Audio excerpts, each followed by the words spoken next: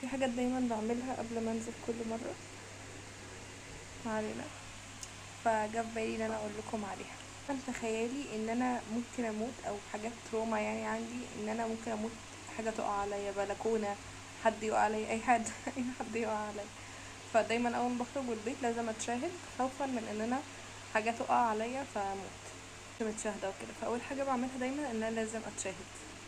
تاني حاجة وانا بفضل استودع عند ربنا كل حاجة بقى وانا نازلة على السلم كده، او غالبا وانا طالعة من باب العمارة.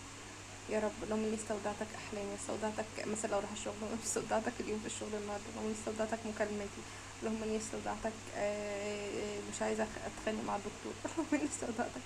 افضل كده استودع كل حاجه عند ربنا، ومفيش مره استودعت حاجه عند ربنا الصراحه وانا راجعه مطمنه زي ما انا نازله يعني. افضل ادعي لنفسي كتير قوي اللي هو يا رب عيني على اليوم. على فكره دي تركايه مش عارفه اسمها ايه، بس كل يعني اول ما تكوني خايفه من حاجه وانتي خلاص اقدمتي عليها، قولي يا رب عيني.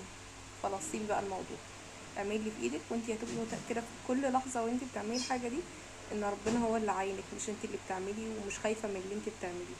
احنا كده قلنا ان احنا بنتشاهد، قلنا ان احنا بنستودع عند ربنا كل حاجه، وبندعي كمان ان ربنا يعيننا على اليوم. رابع حاجه، ودي حاجه بتحصل في الاول خالص، ان انا بقول دعاء الخروج من البيت.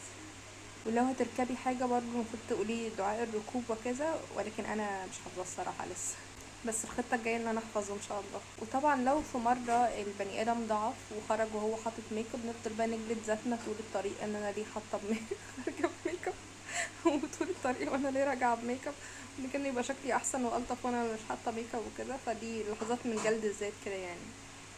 حاجة كمان بعملها الصراحة ومش عارفة المفروض اقولها ولا لا، بس اوقات بيجي في بالي كده ادعي الناس في الشارع. مثلا اشوف حد مهموم اقول يا رب فك ضيقته، اشوف واحدة حامل يا رب يسر لها حملها اشوف واحدة ماشية مع خطيبها يا رب فرحهم.